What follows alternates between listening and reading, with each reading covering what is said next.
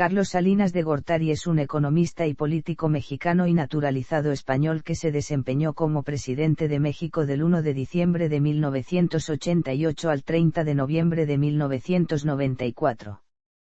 Previamente había sido secretario de Programación y Presupuesto en el gobierno de Miguel de la Madrid. Posteriormente, fue postulado candidato por el Partido Revolucionario Institucional en 1987.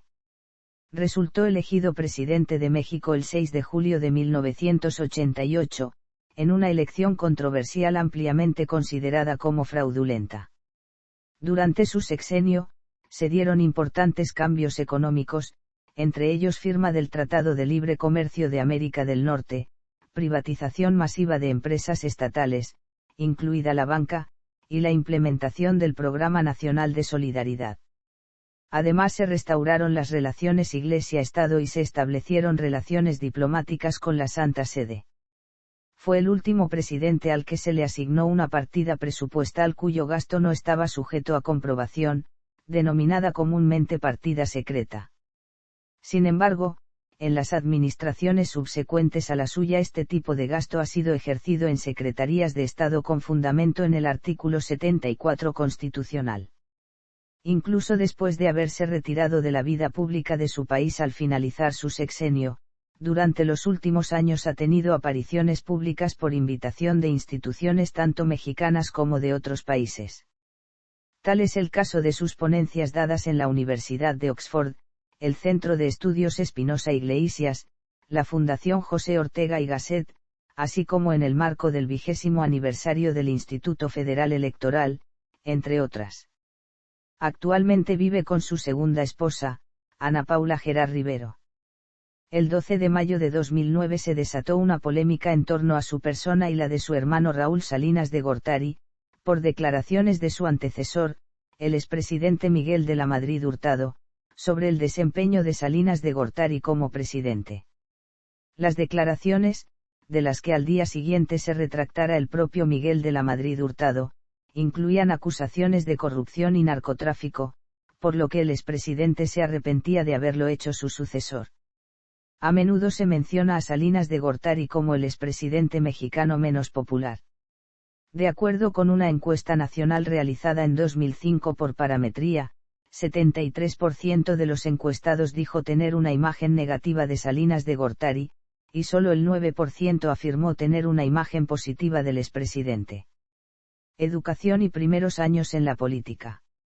Nació en la Ciudad de México el 3 de abril de 1948. Sus padres fueron Raúl Salinas Lozano, senador y extitular de la Secretaría de Industria y Comercio en el sexenio de Adolfo López Mateos, y Margarita de Gortari Carvajal, profesora y perteneciente a una familia de gran prestigio en el ámbito cultural de su época. Su familia se encargó de guardar con extremo celo un delicado episodio de esta infancia. Mientras jugaban a la guerra, los niños Gustavo Zapata Rodríguez, Raúl y Carlos Salinas, de 8, 5 y 4 años de edad, respectivamente, le dispararon con un rifle calibre 22 a una jovencita llamada Manuela, de 12 años, trabajadora doméstica de los Salinas, y la asesinaron. Estudió la primaria en la escuela Abraham Lincoln, la secundaria en la número 3 Héroes de Chapultepec y el bachillerato en el plantel número 1 de la Escuela Nacional Preparatoria, con sede en el antiguo Colegio de San Ildefonso, y luego obtuvo la licenciatura en Economía por la Universidad Nacional Autónoma de México, cuando Ifigenia Martínez dirigía la Escuela Nacional de Economía, en 1970. Continuó sus estudios en la Universidad de Harvard, donde obtuvo la maestría en Administración Pública, la maestría en Economía Política y el doctorado en Economía Política y Gobierno. De regreso en México, trabajó como catedrático en varias universidades y comenzó a escalar posiciones en el gobierno federal. En esa época, era evidente su interés por los problemas del campo mexicano.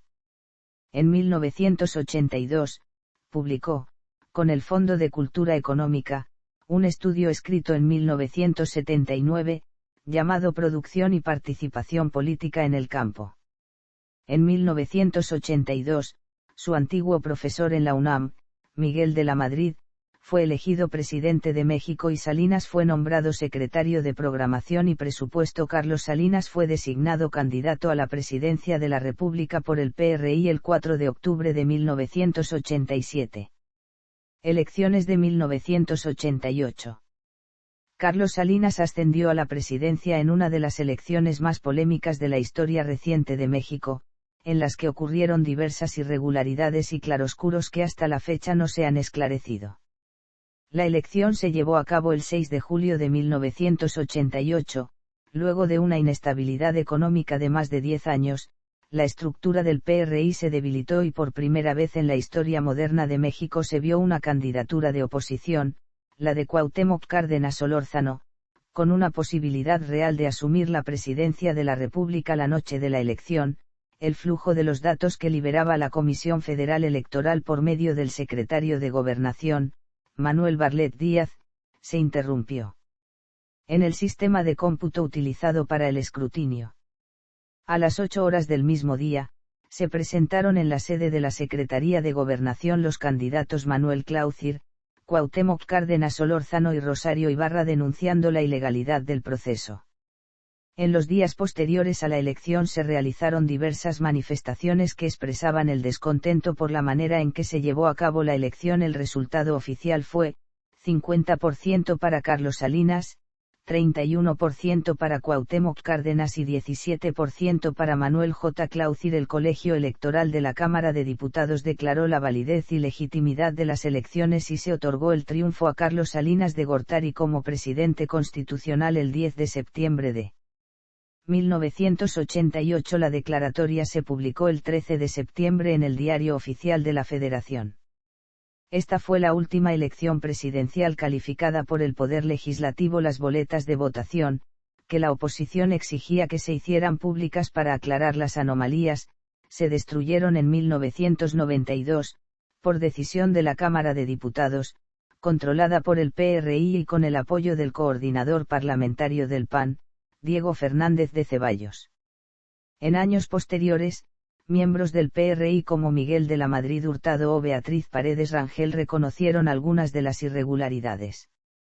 Presidente de México. Reducción de la deuda.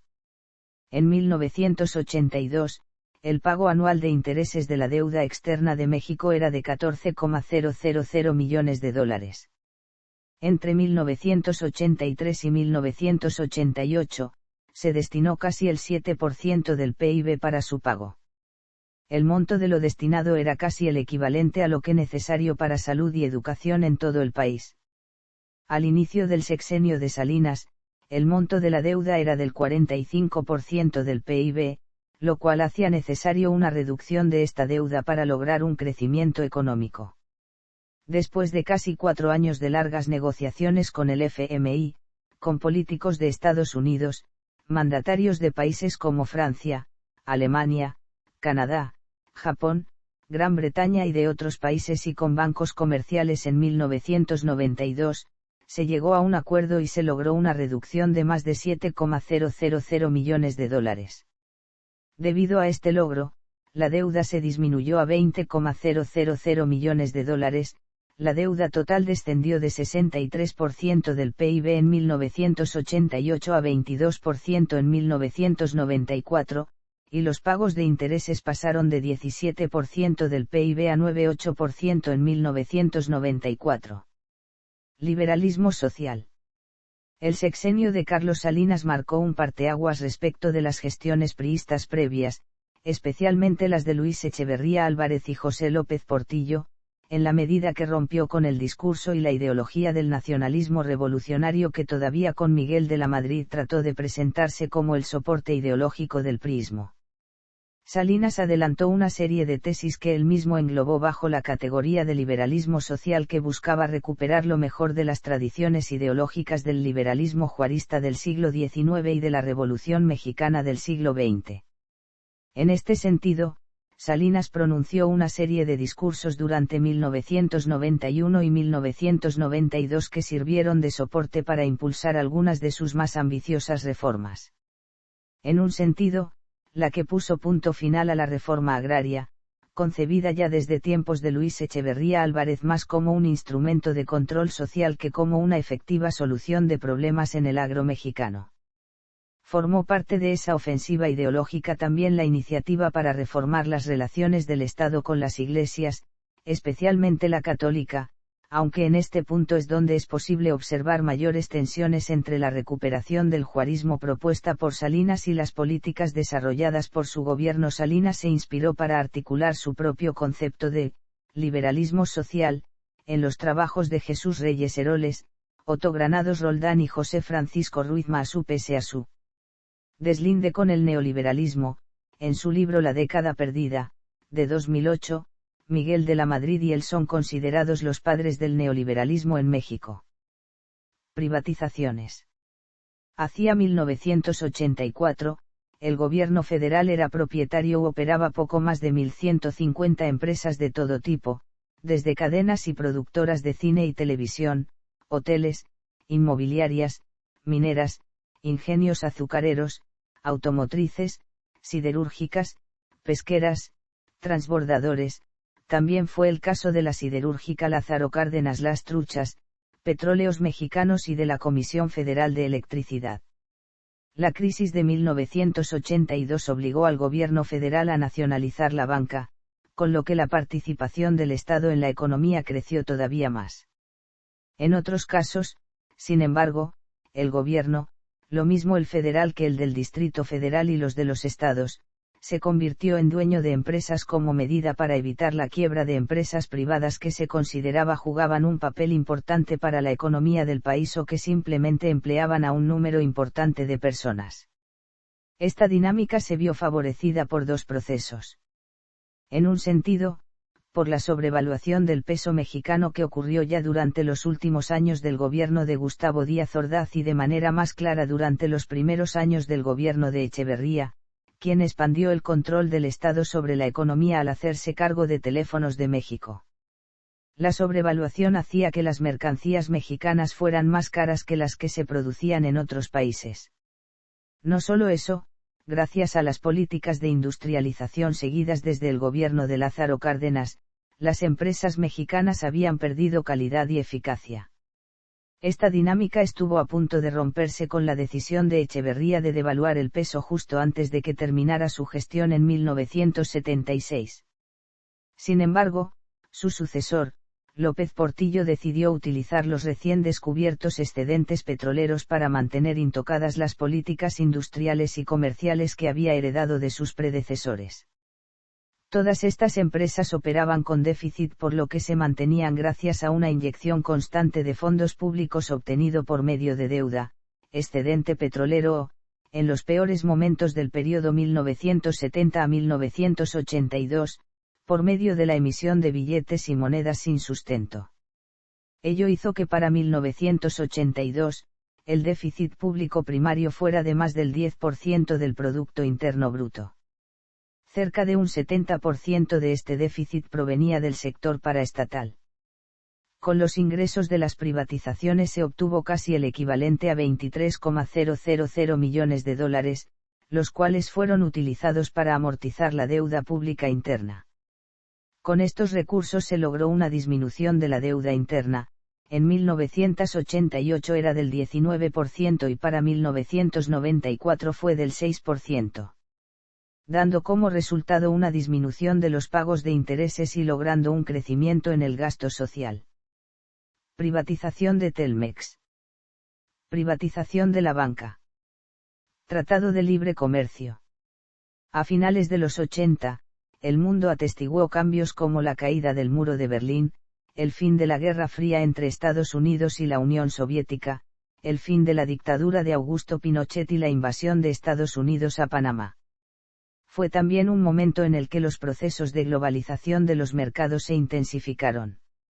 No solo eso, Estados Unidos había concluido con éxito años antes un acuerdo comercial con Canadá que eliminó los aranceles y tarifas entre ambos países. Europa, por su parte, avanzaba a grandes pasos en la consolidación de lo que originalmente fue una zona de libre comercio hasta dar forma a la actual Unión Europea. La administración Salinas estimó que México debía redefinir los términos de sus relaciones con sus principales socios comerciales y redefinir las hipótesis que habían servido desde la década de los 30, como soporte para el desarrollo de la economía mexicana. Fue así que Salinas inició, primero informalmente, consultas con empresarios de México, Estados Unidos y Canadá para lograr la integración de México al acuerdo comercial originalmente pactado por estos últimos. Las negociaciones formales del Tratado de Libre Comercio de América del Norte iniciaron en 1990 y continuaron durante los próximos 3 años. No solo eso, sobrevivieron a la derrota del Partido Republicano en las elecciones presidenciales de noviembre de 1992, en las que triunfó el demócrata Bill Clinton. El TLCAN entró en vigor creando la que hasta ese entonces era la zona de libre comercio más grande en el mundo. El TLCAN ha tenido efectos mixtos, resultados notables en materia de comercio e inversión extranjera, pero no en empleo y salarios, de lo que se deduce que ha fomentado una mayor concentración de la riqueza en pocas manos. Reforma agraria. El artículo 27 de la Constitución vigente en 1988, establecía la obligación del gobierno de dar tierra a todo el que la solicitara. Sin embargo, el ritmo de crecimiento de la población en las zonas rurales era mucho mayor del que se había registrado en toda la historia previa de México, gracias a una serie de avances en medicina básica. En segundo lugar, la calidad de las tierras en México es desigual, pues buena parte del territorio nacional no cuenta con irrigación suficiente para mantener una agricultura comercial. Finalmente, los sectores industrial y de servicios no estaban en condiciones de absorber los excedentes de mano de obra que el crecimiento de la población rural generaba. Hacia finales de los 60 era claro que la capacidad del gobierno federal para dotar de tierras a quienes las demandaran era limitada y que, además, al hacerlo se había facilitado la constitución de poderosos grupos políticos que traficaban con la necesidad de tierras.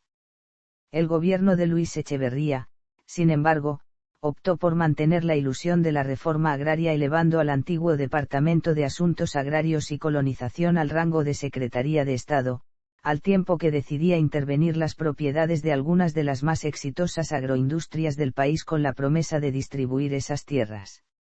Ante esta realidad, Carlos Salinas de Gortari señaló que era necesario terminar con el reparto masivo de tierras. En su primer informe de gobierno Carlos Salinas dijo: el reparto masivo de tierras ha concluido. Quien afirme que todavía existen millones de hectáreas por repartir está mintiendo, declaración que inició un ambicioso programa de reformas constitucionales y legales, que culminaron cuando el 1 de noviembre de 1991, Salinas anunciaba durante su tercer informe de gobierno la decisión de impulsar una profunda reforma a la Constitución y a las leyes en materia agraria, a fin de hacer posible la venta de los ejidos. Luego de intensos debates que cimbraron la estructura del PRI, la reforma fue aprobada por la Cámara de Diputados el 7 de diciembre de 1991 y por el Senado el 12 de diciembre del mismo año. La reforma fue publicada el 6 de enero de 1992 en el Diario Oficial de la Federación y entró en vigor el día siguiente. Relación Iglesia-Estado. Parte del legado de la administración Salinas lo constituye la amplia reforma de la relación Estado-Iglesia promovida por él. La reforma fue consecuencia de una serie de cambios culturales y políticos que hicieron inaplicable la letra o el espíritu de la legislación vigente en México hasta 1992 en materia de relaciones Estado-Iglesia. Las visitas del Papa Juan Pablo II hicieron evidente la incapacidad del Estado para aplicar la legislación. Además, en distintos estados de la República, la Iglesia se convirtió en un importante promotor de severas críticas al carácter autoritario del régimen político vigente en México. Durante la década de los 80, la Iglesia, especialmente líderes de la Conferencia del Episcopado Mexicano como Ernesto Corripio Ahumada, lanzaron una serie de retos a la legislación vigente en el país que alcanzaron un punto álgido cuando en 1986, en el contexto de la elección en el estado de Chihuahua, los obispos de ese estado amenazaron con organizar, como durante la Guerra Cristera, una huelga de cultos. La huelga fue impedida por la intervención del entonces delegado apostólico Girolamo Prigione, pero evidenció, Por una parte, la incapacidad del Estado para subordinar a la Iglesia y, por la otra, los severos problemas de legitimidad que el régimen enfrentaba. Salinas advirtió la dimensión del reto planteado por la Iglesia y fue así que inició una política de acercamiento que incluyó, primero, como candidato presidencial, una serie de visitas a los obispos mexicanos en sus lugares de origen. Después de la elección, la Iglesia ofreció a Salinas un gesto simbólico cuando 3 prelados acudieron a la toma de posesión de Salinas el 1 de diciembre de 1988. A partir de ahí se iniciaron una serie de acercamientos y negociaciones que culminaron en 1992. Fue en ese año que el Partido Revolucionario Institucional presentó una iniciativa de reformas a los artículos 3, 5, 27, 28 y 130 de la Constitución. Las reformas, apoyadas por una abrumadora mayoría de diputados y senadores del Congreso electos por los 3 principales partidos políticos de México, modificaron de manera radical los términos de la relación con las iglesias, especialmente con la católica. El siguiente paso ocurrió cuando se reanudaron, luego de más de un siglo de estar interrumpidas, las relaciones diplomáticas entre México y la Santa Sede para dar paso, finalmente, a la promulgación de nuevas leyes reglamentarias de las relaciones Estado-Iglesias. Carlos Salinas fue, en este sentido, el primer presidente mexicano en recibir al Santo Padre Juan Pablo II en su condición de jefe del Estado Vaticano, durante la tercera visita a México del pontífice en el estado de Yucatán, el 11 y 12 de agosto de 1993, siendo testigos Mons Manuel Castro Ruiz, arzobispo de Yucatán, y Dulce María Sauri Riancho, gobernadora del estado de Yucatán. La nueva legislación otorga personalidad jurídica a las iglesias y devolvió parcialmente los derechos políticos a los así llamados ministros de culto, que ahora pueden votar. Sin embargo, la legislación mexicana aún desconoce el derecho de los ministros de culto a ser votados, además de que impone mecanismos muy restrictivos para el ingreso de personal religioso extranjero a México.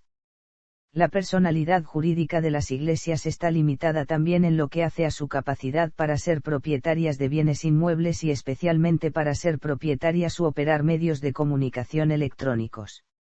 Salinas ha expresado en fechas recientes su insatisfacción con los resultados de la reforma, aunque nunca ofrece detalles del porqué de su insatisfacción, por lo que observadores de la política mexicana estiman que se trata de una manera de admitir errores y evitar aparecer como intransigente ante la opinión pública del país, que le reclama la insensibilidad con la que desarrolló algunas de sus políticas y, sobre todo, el descuido que él mismo admite tuvo al permitir que su hermano Raúl violara flagrantemente las leyes del país.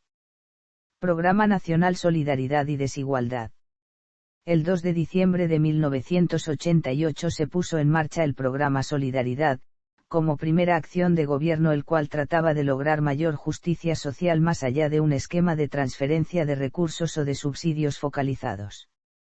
Para lograr a cabo este proyecto no solo era necesario el apoyo del gobierno, sino también la participación organizada de la población, impulsados con un sentimiento de nacionalismo y de desarrollo social. Este programa fue encabezado por Carlos Rojas Gutiérrez, entonces subsecretario de Desarrollo Urbano y Ecología, siendo titular Patricio Chirinos Calero, y fue en gran medida administrado por el secretario de Programación y Presupuesto Ernesto Sedilou.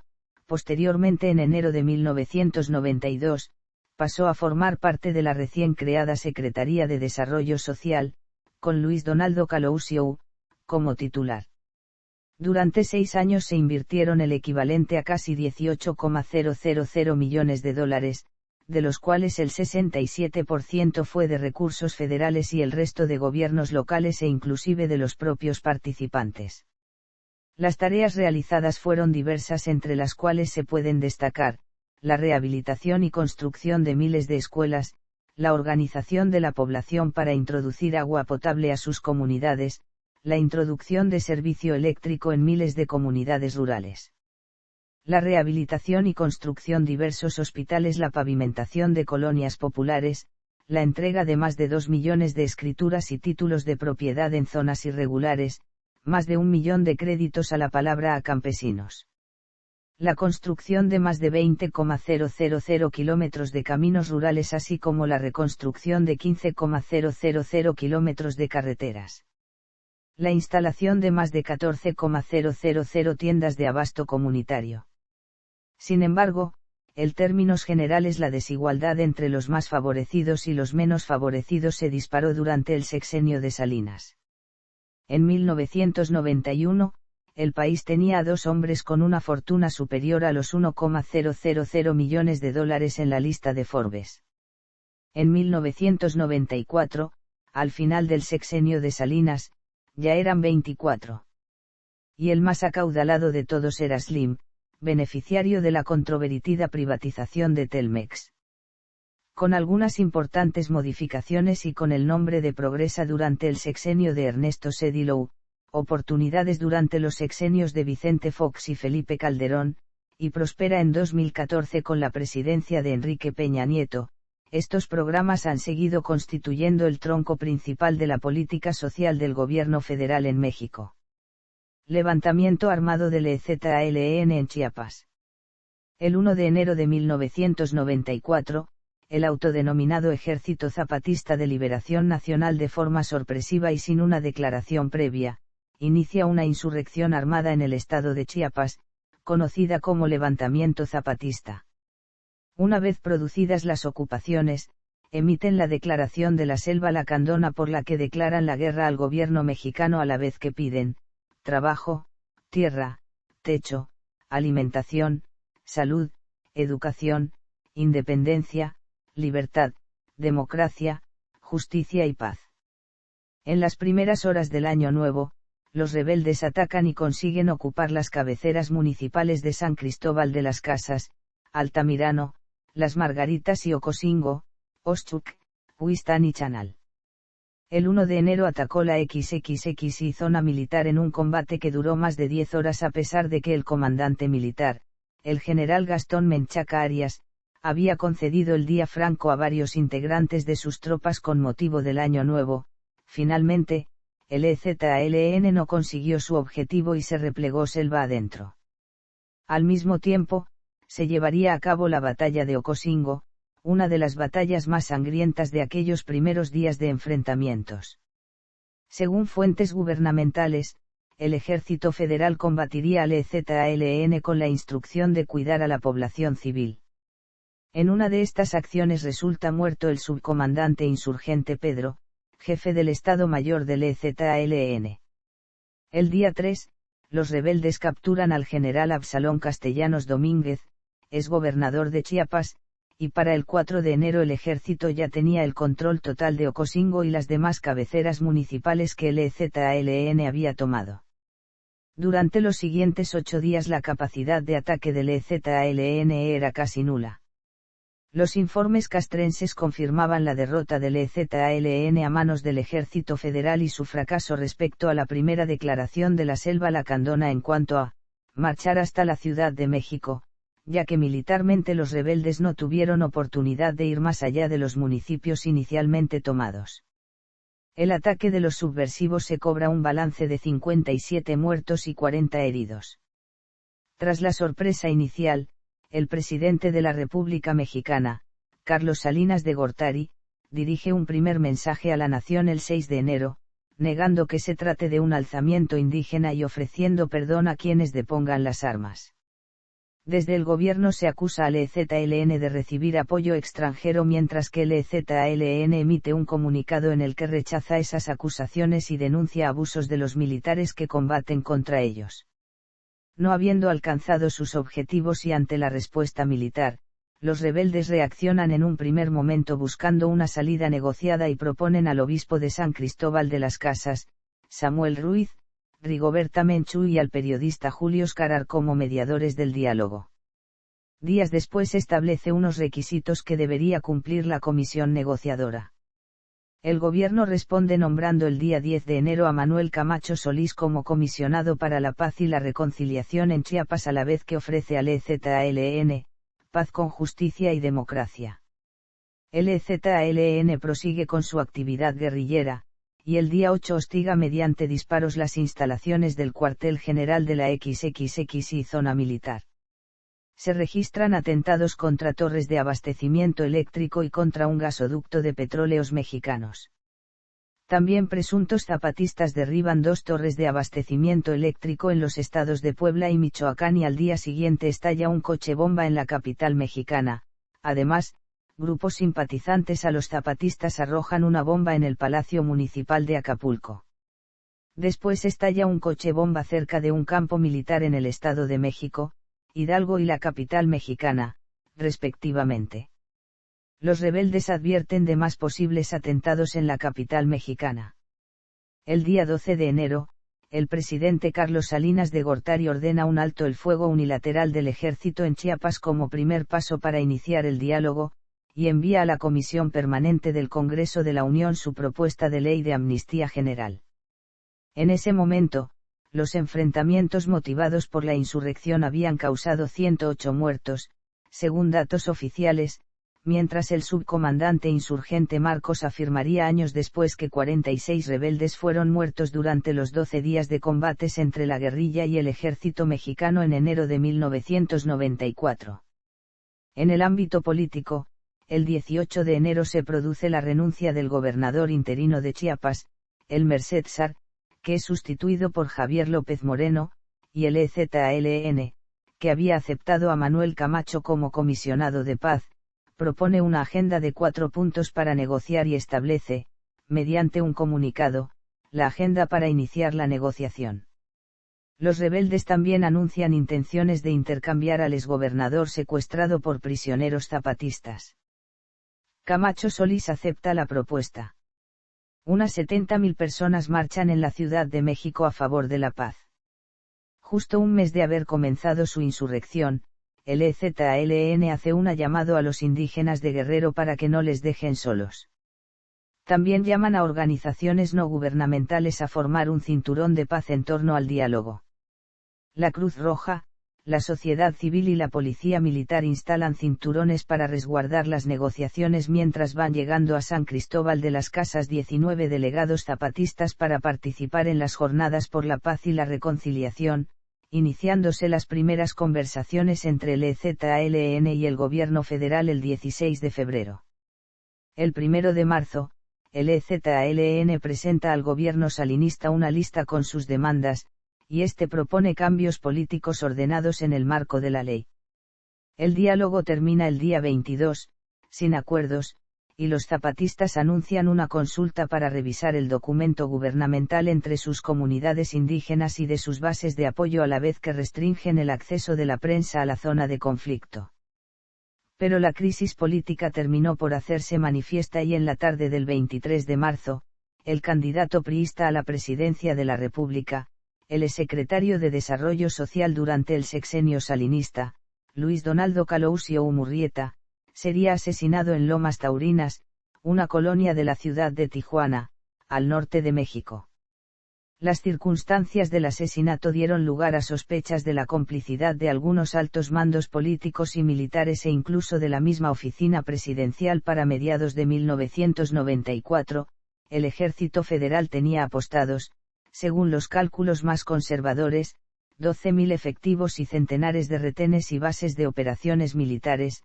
La opinión pública pensaba que de un momento a otro se firmaría de la paz. El gobierno fue recuperando parte del control político de la situación a pesar de las acusaciones de estar militarizando la llamada zona de conflicto, y de extender la presencia castrense a lo largo y ancho del territorio nacional, de modo que no se veía ningún obstáculo serio para la realización de las elecciones federales de ese año. El EZLN, por su parte, en febrero había comenzado los diálogos de Catedral, en un esfuerzo para la paz, brindando posteriormente informes, siendo percibido todo esto como importantes acciones hasta ese momento. En la Catedral de la Paz, los zapatistas, el comisionado Manuel Camacho y el obispo Samuel Ruiz rinden tributo a la bandera nacional. El 10 de junio, el EZLN emite la segunda declaración de la Selva Lacandona, en la que propone, entre otras cosas, replantear el problema del poder, libertad y justicia para que nazca una nueva cultura política dentro de los partidos del país. 2 días después da a conocer el resultado de su consulta y rechaza las propuestas gubernamentales, lo que provoca la renuncia de Manuel Camacho Solís como comisionado para la paz en Chiapas, a la vez que acusa al candidato presidencial del oficialista Partido Revolucionario Institucional, Ernesto Sedillo, de sabotear las negociaciones. Jorge Madrazo es nombrado en su lugar. El 6 de agosto, convocada por el EZLN, se inicia en San Cristóbal de las Casas la Convención Nacional Democrática, nacional, soberana y revolucionaria, cuya apuesta a mediano plazo sería la instauración de un gobierno de transición, y la conformación de un nuevo constituyente, que a su vez redactaría una nueva Carta Magna, que finalizaría 3 días después en la localidad de Guadalupe Tepayac, en Ocosingo, Chiapas.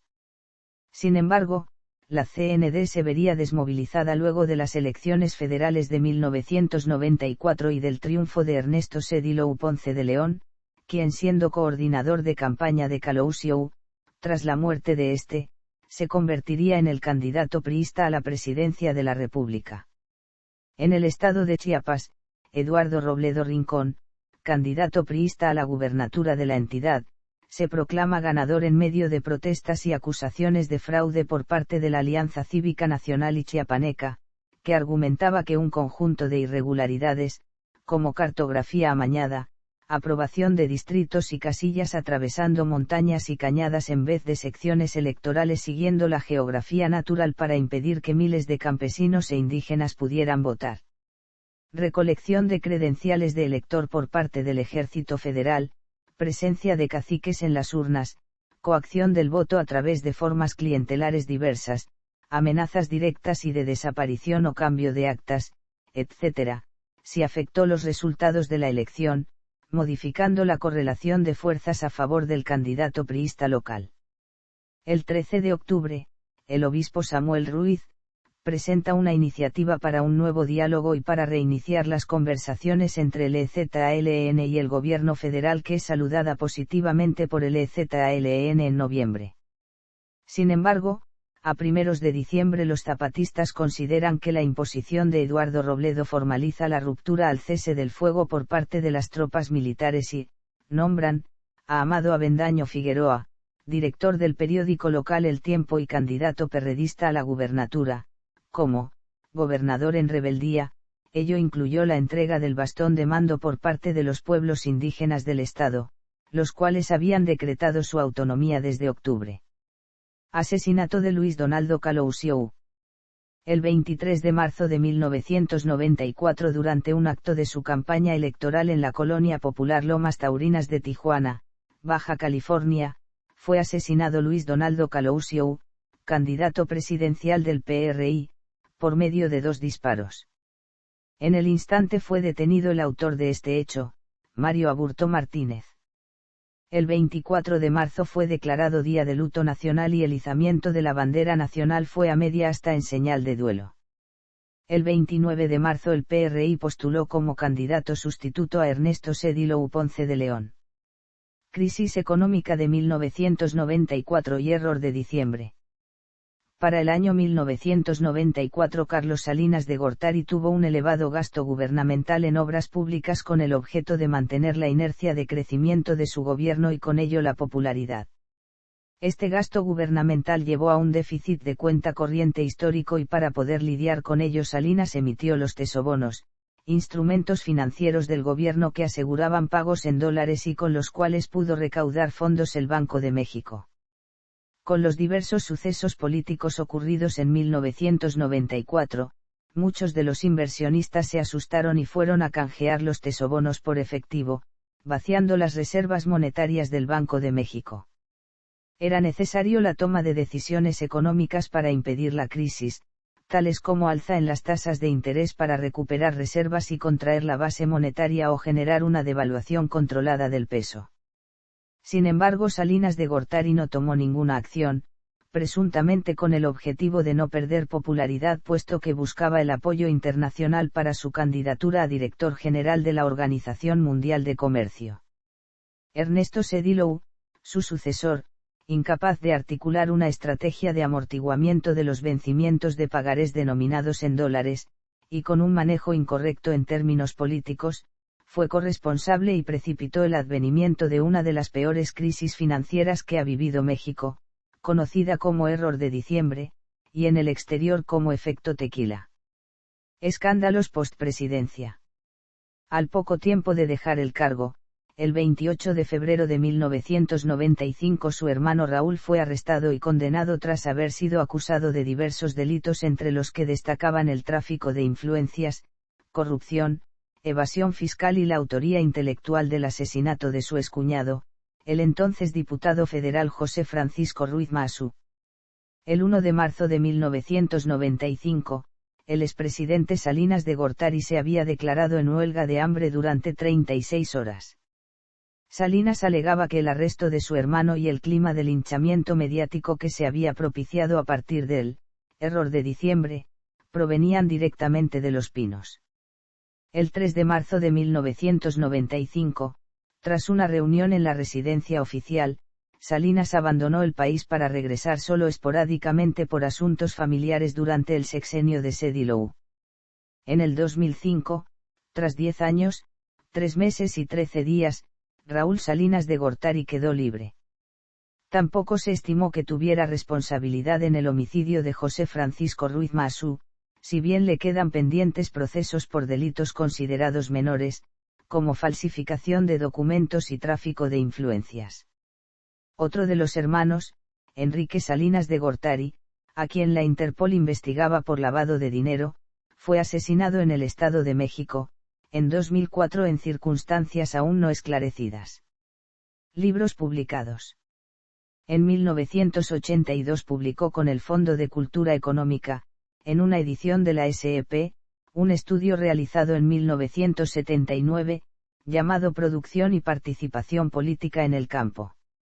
En el año 2000 Carlos Salinas publicó el libro México, un paso difícil a la modernidad, un amplio análisis de su sexenio de más de 1,300 páginas donde explica los pasos que llevaron al Tratado de Libre Comercio, México después de la caída del bloque comunista, la disminución de la deuda, el conflicto de Chiapas, el asesinato de Luis Donaldo Colosio Murrieta y otros temas. En mayo de 2008 publicó un nuevo libro llamado La década perdida 1995 a 2006, Neoliberalismo y Populismo en México, donde critica seriamente las administraciones de Ernesto Zedillo y Vicente Fox, además de hacer también referencia a Andrés Manuel López Obrador. En diciembre de 2010, publicó su tercer libro llamado Democracia Republicana. Ni Estado ni Mercado, una alternativa ciudadana, en el que reflexiona sobre la necesidad de construir una nueva etapa del liberalismo social, la democracia republicana basada en la lucha cotidiana, la participación organizada y el compromiso colectivo. Además hace una crítica a los intelectuales orgánicos, que dominan el debate de las ideas, y presentan versiones simplificadas de la realidad, y los personaliza con Jorge Castañeda, Enrique Krause, Lorenzo Meyer y Sergio Aguayo Quezada. En el año 2011, previo a la elección presidencial a celebrarse el año siguiente, Carlos Salinas escribe un nuevo libro llamado ¿Qué hacer?, la alternativa ciudadana. En dicho libro respalda su postura presentada en su libro anterior, la cual llama liberalismo social. Asimismo critica a los gobiernos que llaman neoliberales y neopopulistas, un Estado absorbente, excluyente, que convierte a ciudadanos en acarreados. En este trata de comparar a la obra de Vladimir Lenin que lleva el mismo título.